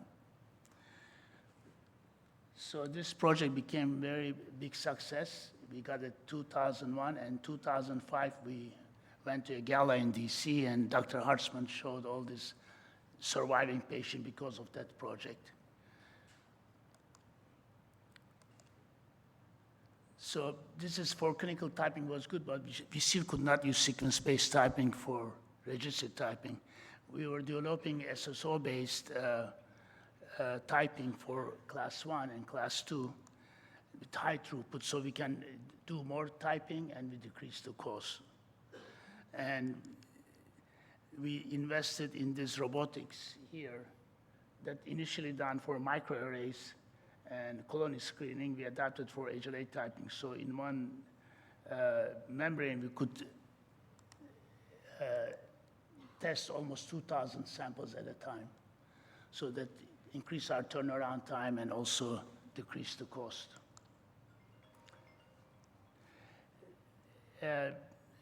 Human Genome Project, first draft completed, but still was not enough. ABI came with this machine called 3730 XL. Again, we became the first adapter for it. And we would do not more clinical typing, also we could do some pilot project.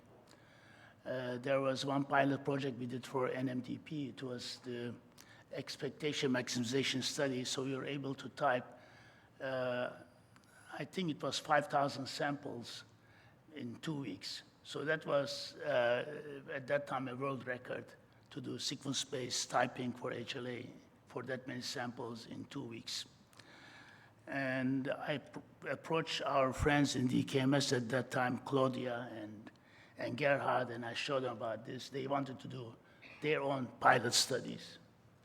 And this is a slide that I think 10,000 donors who were typed for HLA ABC, DR, SPT high resolution, and CT request and versus workup request. There was a clear winner here.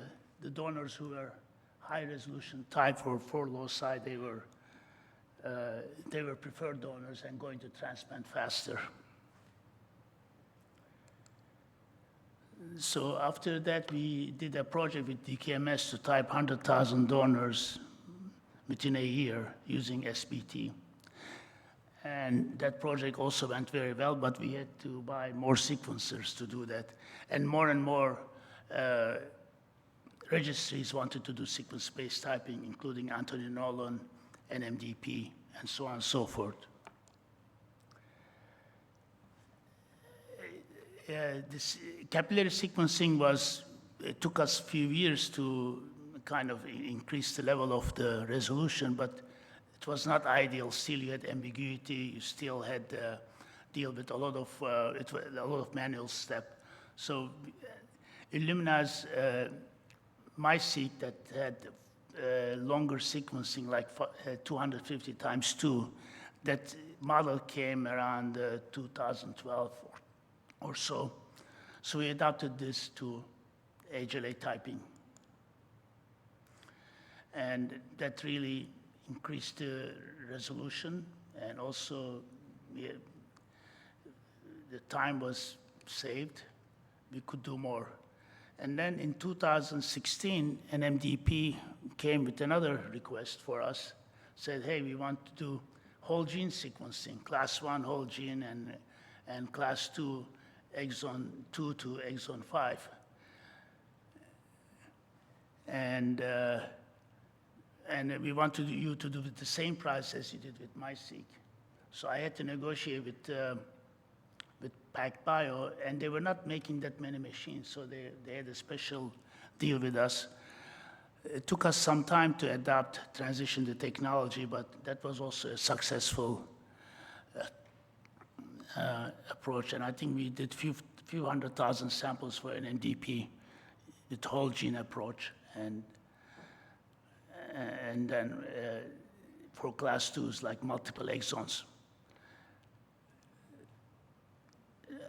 But I should not say unfortunate, but the data for the NMDP was that, hey, for registry level, probably we are not seeing that much difference. So they want to go back to exon, targeted exon for class 1 and class 2.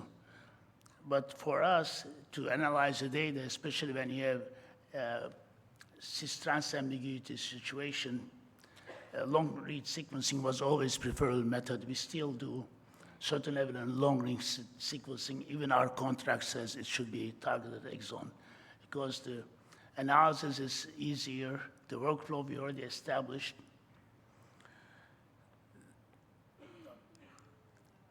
So this is some people having good time around that period in Bern. I guess you can guess this happy person there. While we are doing this, I was going to India a lot because we needed a lot of support for IT, and we realized that India needed, they had very good transplant centers, but they needed an HLA lab support, so we provide the HLA lab support for their transplant programs.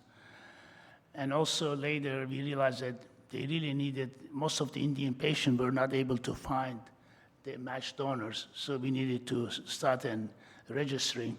And they told me, as Annie said, that it cannot be done. I said, nothing cannot be done, and we went to the ethical committee in New Delhi, and I told them, if you connect every donor that we are typing, and you send a sample US for a possible patient that could be cured, can we make this argument? She said, yes, you can make the argument. So you're able to establish the registry and then type the sample in the US. So now we have over 500,000 donors. We facilitated almost 1,500 donations. We work with 25 different countries. And it has been very fulfilling project. And just before the pandemic, we celebrated our 10th anniversary in India. You see, India is a very colorful country with a lot of different colors and ethnicities and languages. And right around that time, we had some guests from UK. You can see who they are.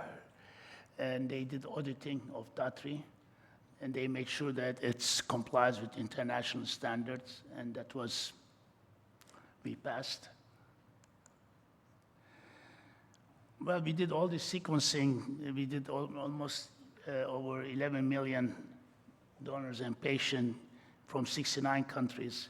In the process, we discovered a lot of novel alleles.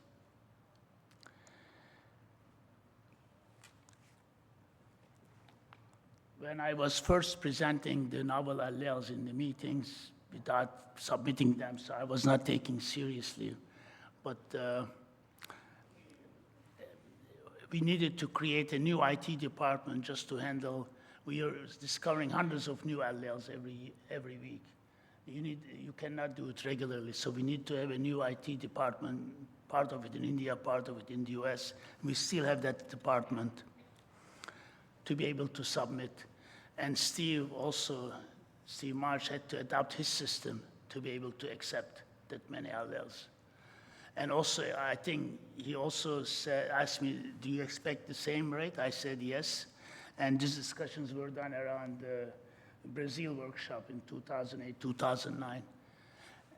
And for that expansion, they changed the logic of the nomenclature to accommodate infinite number of alleles.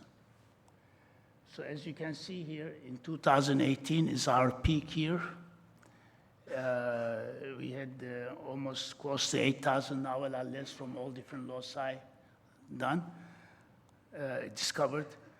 But we see that yearly decline. It seems like we discovered most of the novel alleles, but still every week we discover around 30, 50. And if we have a new country, new region, this number goes up. But as you can see, the trend is going down, at least in our lab. So most of these novel alleles, they have protein changing sequences in antigen recognition site in exon 2 and 3. So they are relevant.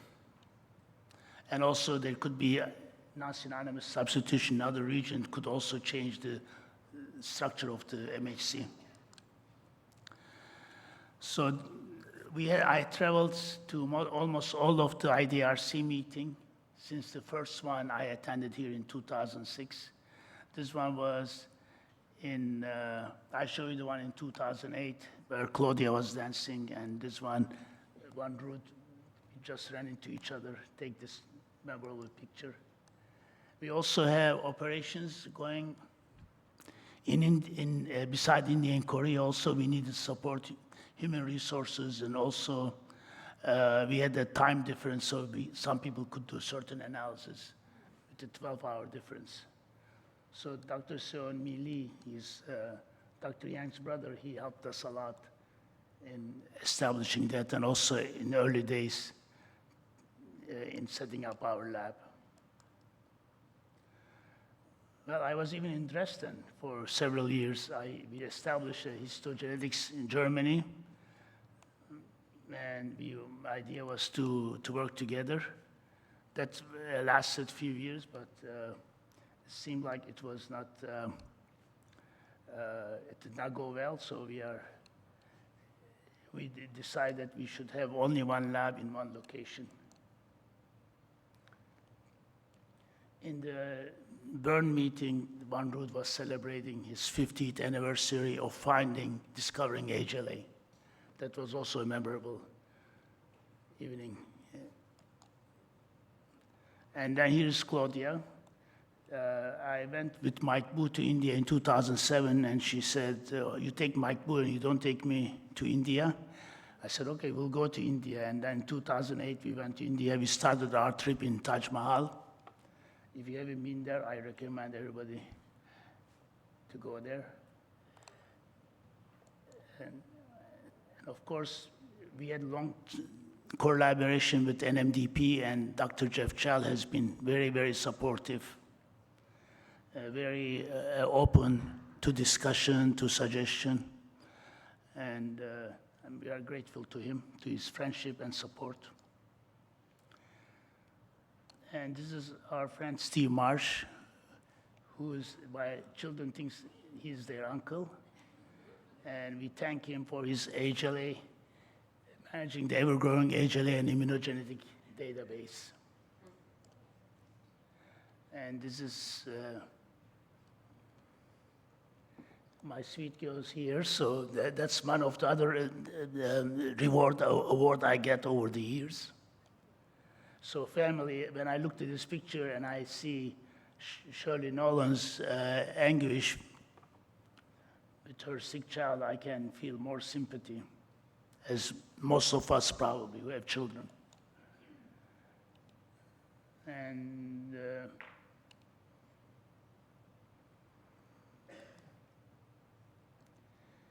unfortunately, we lost Dr. Hartzman unexpectedly, and he was really a champion of our field. He did not want to take any credit. He was extremely shy and supportive. And this year is the 50th anniversary of the Dark Side of the Moon. I think when I had a difficult time, and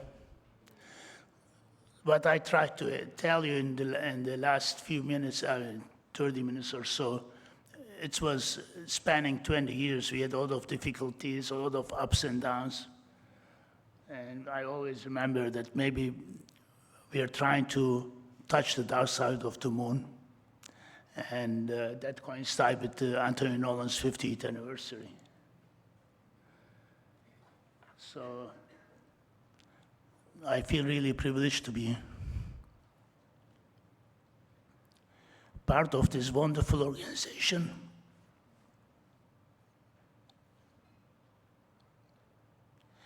Everybody has a reason why they work here, and then everybody's doing their best.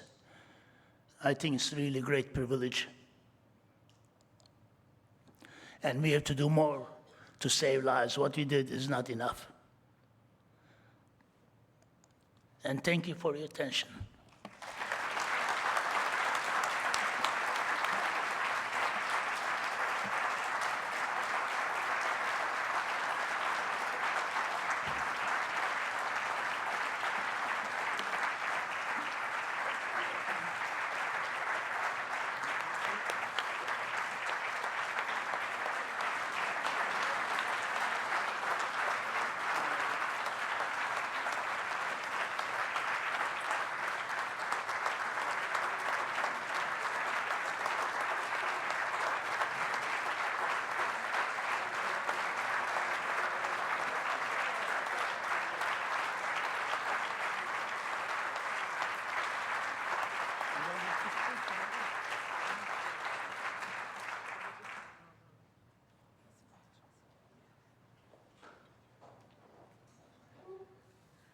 Thank you very much. And we're going to take some pictures, but please do join us for the poster session now with Anthony Nolan. There's drinks and nibbles. So we'll see you there.